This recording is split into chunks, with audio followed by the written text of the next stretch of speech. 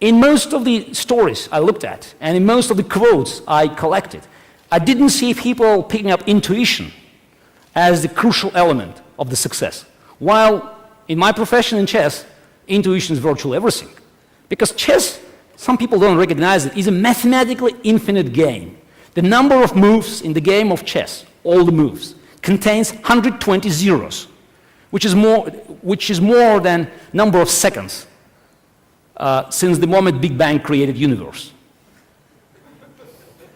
So how can you find your way, in this ocean of possibilities? And of course, how a man can fight a machine that could calculate tens and tens of millions of positions per second?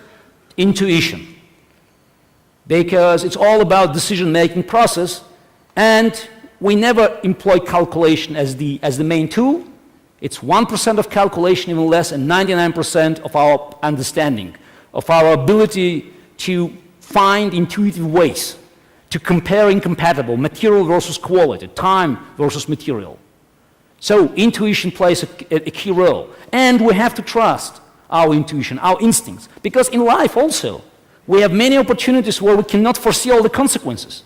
And there's only one choice, is just to trust your gut. So it's very important, and I also come back to chess, to learn how to recognize your own strengths and weaknesses. This is in fact the vital part of preparation for a big match and for anything in life.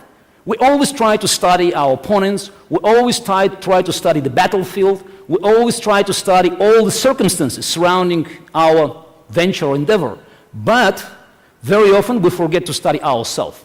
And this is very important because any choice of a ground for a battle or type of strategy we want to employ depends on our recognition of our strengths and weaknesses. And this is a process of constant reevaluation because life is changing very fast.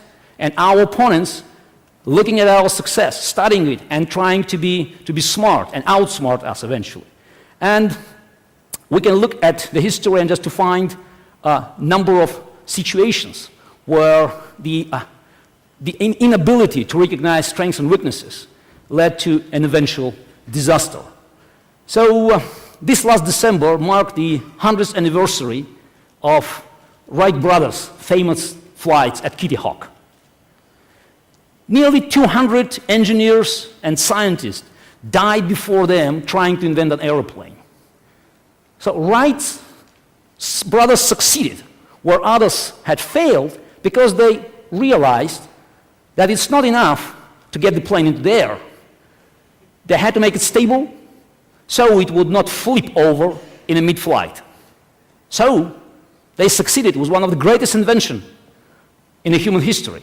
But they didn't believe it was good for business. They didn't believe the plane was good for hauling cargo or transporting people long distances. They laughed of the possibility that the plane would ever cross the Atlantic. And in fact, this pessimism was shared by an American scientific community. In 1910, American Scientific Magazine wrote, to affirm that the plane could revolutionize the world, the future, is to be guilty of the wildest exaggeration. 1910. The result that by the end of the World War I, 1918, America, with blossoming economy and with the largest automobile production in the world, was the last country among those who had aircraft industry.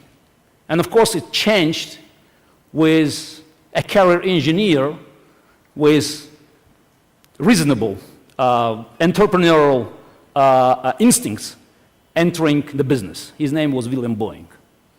So going back to chess, and I like to use chess because again and again we hear that chess is being used as metaphor for just about everything.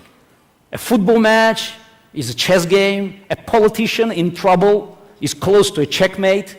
Chess is, and its symbols frequently used in advertising, billboards, and even people that do not have a personal knowledge of this royal game, they instinctively recognize chess as a unique game for complexity and strategy.